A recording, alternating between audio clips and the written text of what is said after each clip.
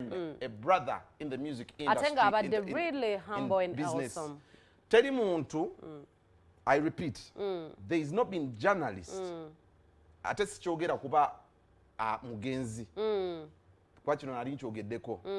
There is no journalist as humble, as ethical. I know. Mu bintu bye tukola nga DJ Emma. I know. Kyanaku nnyo nti Mukama yamututte. You know bali bamanyira nnyo ba DJ mu kulwana mu kubeera mu ntalo mu kwewala. This guy is informed. Abadde ayimira ku show and aina content, aina data. He's a guy whom everyone am welcoming. I felt I've not accepted that this guy is actually gone.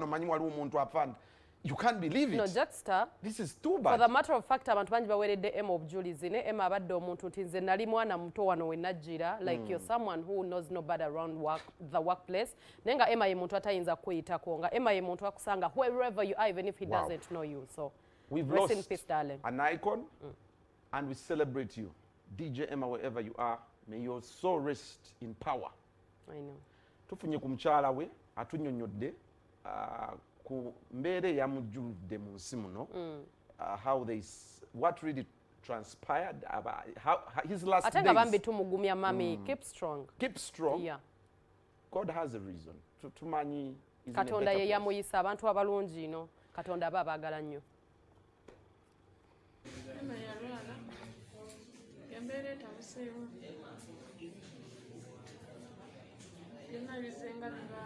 Kuba obulwadde bwe tebutandise jjo, tebutandise olunaku lwe yazikidde. Naye bw'atandika 2019 obulwadde obuli serious nga 27 December. Bwe yatandika okulwala naye buli mwaka azzenga alwala. Wabula okuva mu Gwomukaaga yalwala n'abeera serious. Obulwadde ne bubeera serious nnyo. Ne tugenda e Mulago. Bagenda ekibuli ne batugoba ne batugamba tugende e Mulago. Tutuuka e Mulago ne batugamba ensigo zonna ziri down etaaga. Ensigo ndala naye nga tannakola ekyo nga yeetaaga dialysis naye ne batuwa eddagala. Eddagala eryaze nga alikozesa. Naye mu budde bwonna babadde nga akozesa eddagala okuva Ogwomukaaga n'addamu n'alala Ogwomusanvu, Ogwomunaana. Mpaka guno Ogwomwenda we yazikidde. Naye ku luno kyatutte ennaku ntono nnyo. Ennaku ntono nnyo nga 3. Twala mu ddwaliro ng'obulwadde bumuukidde. N'angamba temutwala Kibuli oba Mulago gye mubadde nga mutwala. Mutwale kumpi nnyo kubeera ewala sijja tuuka. Mutwala ku ddwaliro kumpi wano kyalo kyaffe. Naye ng'era ddwaliro ddene. Bamujjanjaba nga bangamba bajjanjaba musujja. Naye ne bangamba yeetaaga okukolebwako ku nsigo okusooka okukola kye bayita dialysis. Naye nga olunaku olw'ejjo bwe batusiibudde ne bangamba muleete mutwale e Mulago. Emba sisobodde mutwalirawo ejjo. Kirindemu mutwale olwaleero luno. Naye Emma ejjo olwatuuse ewaka n'amwava atereddemu kuba yejje mu mmotoka n'ayingira mu nju. N'ava mu ddiiro n'agenda mu kisenge ng'atambula. Bwe twatuuse mu kisenge wayiseewo eddakiika nga 3. Ate essaawa 5 nga n'ekitundu awo era n'etabuka. Ekkubira nneeyita ne mugaa jangu onnyambe obadde wange simutegeera. Jangu onnyambe tumutwaleko mu ddwaliro. Tetujja kulinda Mulago nkya.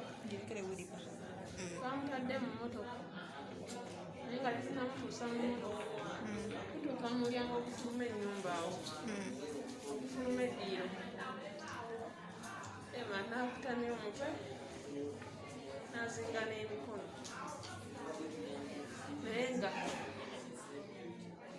ndowooza oba n'atereera naye ng'era awo kyakomedde yadde nga twamutudde mu ddwaliro Emmengo okutuukayo. Omusawo otandika opima entuuno osokebera entuuno sinangamba ono takyali muntu wabula mukole kyonna kyemusobola okukola. Era neŋŋamba neiba ne mugamba omanyi tukyukawo kyo situdde ewaka tukole ekirala kyonna. N'abantu kinoomu abakusiga esinga beeyitamu olwo bwennyini beekolamu omulimu. abaleeta obuyambi so tetutuma busiriasi babaddewo bakamayo bonna semanyiiko abatono mukulu Kasozi mukulu Abe Mukiibi mukulu Kawenja mukulu Martin Oscar Kintu n'abalala yadde nga menyeeko abamu bonna batubeeredde ngawo tebatulekeredde